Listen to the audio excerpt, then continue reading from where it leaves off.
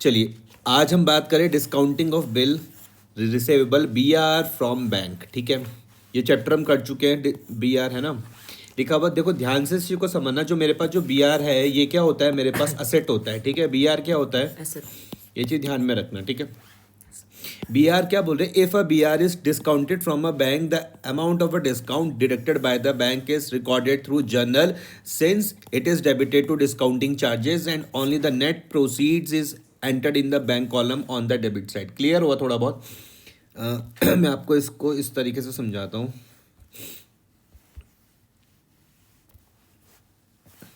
हमने एक चैप्टर पढ़ा था बिल्स ऑफ एक्सचेंज का, जहाँ पर मैंने कहा सपोज करते ये हो गई मेरे पास मेरी फर्म,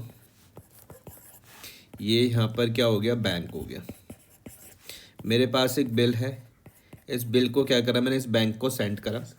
अब सपोज करते हैं बिल है, सपोज करते हैं 10,000 रुपीज़ का, तो बैंक इसमें को डिस्काउंटिंग चार्जेस काट लेता है 200। उसने मुझको क्या करा 9800 रुपीज़ दे दिए। क्लियर हो? जब मैं इसकी जनरल करता था तो मैं इसकी जनरल किस तरीके से करता था, मैं लिखता था bank account debit discounting charges account debit to BR, यही करता था। सपोज करते BR मेरे पास 10,000 का गया, 9800 रुपीज़ और 200 ये। तो ये क्वेश्चन में क्या बोल रहे हैं कि जो ये 9800 है इसको तो हम कैश बुक में रिकॉर्ड करेंगे, इस 98 को तो हम कैश बुक में रिकॉर्ड करेंगे, लेकिन जो दूसरी और मेरे पास ये है क्या, डिस्काउंटिंग चार्जेस, इसको हम लोग कहाँ पर रिकॉर्ड करेंगे, इसको हम जनरल प्रॉपर पर रिकॉर्ड करेंगे। कहाँ पर करेंगे, जनरल प्रॉपर। आ रहा है समझ में? Yes sir. जनरल प्रॉपर में एंट्री किस तरीके की बन जाएगी, फिर से इसी की बनेगी। मैं बोलूँगा discounting charges account debit to BR, ये जनरल प्रॉपर में बन जाएगा 200 एंड 200, और ये मैं बैंक में दिखा दूँगा। क्लियर हुआ? यस फिर से पढ़ूँ? यस। लिखा हुआ है discounting of BR from bank. हम लोग क्या करते हैं, BR को हमने क्या करा, डिस्काउंटिंग करवाई। कहाँ से भैया, बैंक से। बोले if a BR is discounted from a bank the amount of discount deducted by the bank is recorded through journal. ठीक है, since it is debited to the discounting charges account and the net amount, मतलब जो मैंने बताया 9800 proceeds is entered in the bank column on the debit side. Illustration number 5 है, बोले record the following transaction in a triple column cash book. कौन सी क्या cash book है, triple column. Triple column cash book का मतलब है कि भैया एक कैश कॉलम होगा, एक बैंक का होगा और एक डिस्काउंट का होगा। डिस्काउंट में अलाउड इस तरफ आ जाएगा और रिसीव्ड इस तरफ आ जाएगा। कैश इन हैंड और कैश एट बैंक, ये दोनों मेरे पास कौन से बैलेंस होते हैं, ओपनिंग बैलेंस। इनको लिखने का तरीका क्या है कि टू बैलेंस ब्रॉट डाउन 3151 और 91402 01। पहले आप इसका फॉर्मेट तैयार कर लोगे। क्या आपको ये वाली बात समझ में आई? हाँ। टू बैलेंस ब्रॉट डाउन वाली, ये वाली। Yes sir. ठीक है, उसके बाद ये मेरे पास जून 1 हो गया। ठीक है, जून 1 के बाद है जून 2 discount of BR 1000 at a 1% through bank. तो ये 1% क्या हो जाएगा, ये तो डिस्काउंटिंग चार्जेस हो जाएगा, ये तो जनरल प्रॉपर पर आ जाएगा। अब जो डिफरेंस जो मेरे पास बचता है 1000 का, मैं अगर 1% निकालता हूँ तो कितना आ जाएगा, वो 10 आ जाएगा। तो अगर मैं 1000 में से 10 को माइनस कर रहा हूँ तो क्या आ जाएगा, ठीक है 990। क्लियर हुआ? तो मेरा बैंक बैलेंस सिर्फ किससे बढ़ने वाला है, 990 से ही। क्या आपको ये वाली बात समझ में आई? यस सर, समझ में गया। क्लियर हुआ? ये भी आप कर लोगे। बॉट गुड्स फॉर 50,000 TD, उसमें 20% है, पेमेंट मेड बाय चेक। 50,000 का 20% 10,000 हो गया, पेमेंट हमने चेक से गई तो बैंक यहाँ से मेरे पास कम हो जाएगा। 40,000 से मेरे पास बैंक क्या हो जाएगा, कम हो जाएगा। क्या आपको ये बाय परचेजेस समझ में आई? Yes sir. ये बताओ फिर से। नहीं, बाय परचेजेस याद है। ठीक है, उसके बाद ट्रेड एक्सपेंसेस मैंने पे करे, ये भी सिंपल है, कैश को कम कर देगा।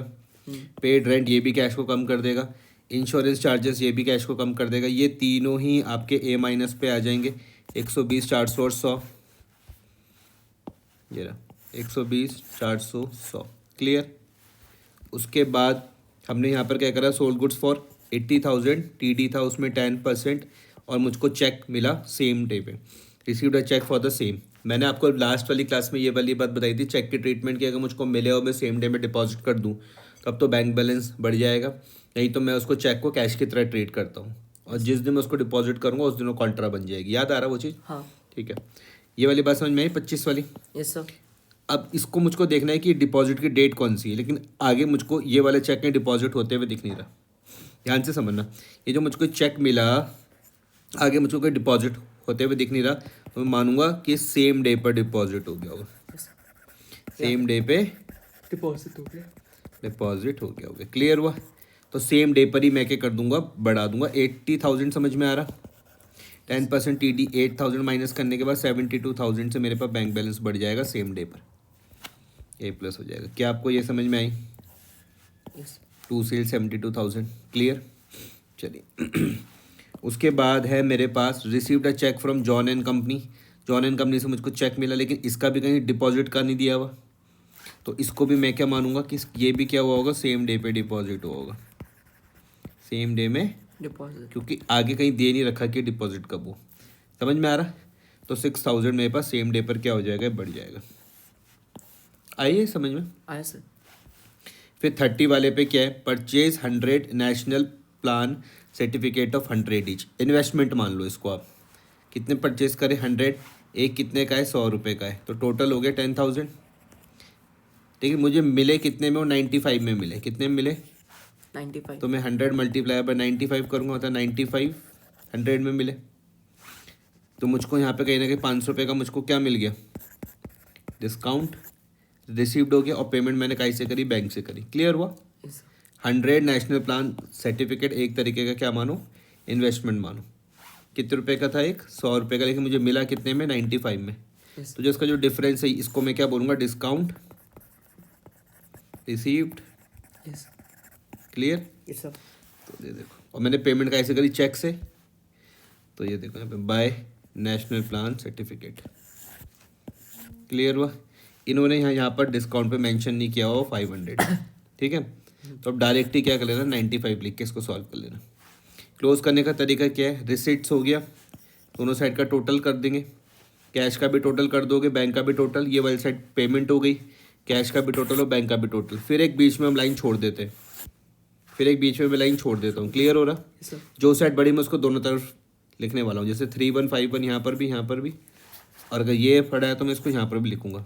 बड़ी वाली इसमें से मैं छोटी को माइनस कर दूंगा, जो डिफरेंस हो बाय बैलेंस का डाउन हो जाएगा। Okay sir. सेम बैंक में देखो, यहाँ पर 17391, 17391 में से मैं 49,500 को माइनस कर दूंगा, मेरे पास ये बच जाएगा। क्लियर हुआ? यस। अब ध्यान से इसको समझना, ये क्या, by balance carry down, by balance carry down. मैं इसको क्या बोलता हूँ कि ये भैया ये कौन सा बैलेंस है, closing. Balance of assets, yes. Cash plus bank. Clear हुआ? हाँ। जो भी क्लोजिंग है वही नेक्स्ट ईयर में क्या बन जाएगा, opening balance of cash plus bank, है ना, दोनों का ही तो है। हाँ सर। कैश मतलब उन्हीं के कॉलम में जाएगा। दो नोट में देख लेते हैं, डिस्काउंटिंग चार्जेस होना, discounted bill will not be shown on the discount column, it will be recorded through journal proper। Entry क्या हो जाएगी, discounting charges DR to BR। N minus का रूल मैं यहाँ लगाऊंगा, A माइनस का रूल मैं यहाँ लगाऊंगा। यहाँ पे ध्यान दो, क्या बोला इन्होंने कि भैया जो डिस्काउंटिंग चार्जेस है, जब हमने बिल को क्या करवाया, डिस्काउंट करवाया, तो हम उसको कहाँ पर शो करेंगे, डिस्काउंट कॉलम पे शो करेंगे। डिस्काउंट कॉलम पे शो करेंगे, शो नहीं करेंगे, will not be shown in the discount column. इसको हम कहाँ पे रिकॉर्ड करेंगे, इसको हम जनरल प्रॉपर पर रिकॉर्ड करेंगे, discounting charges DR to BR। अच्छा। If there is a no information about the date of a deposit of the cheque, दूसरा वाला नोट क्या बोल रहा, अगर कोई इन्फॉर्मेशन मुझको नहीं दी हुई है, it is assume that the cheque has been deposited on the same day. ठीक है, दोनों नोट इंपॉर्टेंट है। तो अभी आपको क्या करना है, ये दोनों क्वेश्चन करने मेरे सामने। इलस्ट्रेशन नंबर 5 भी, पहले 5 करोगे, उसके बाद फिर 4 करोगे। ठीक है, ओके सर। करो 5 करो पहले, फिर 4 करो।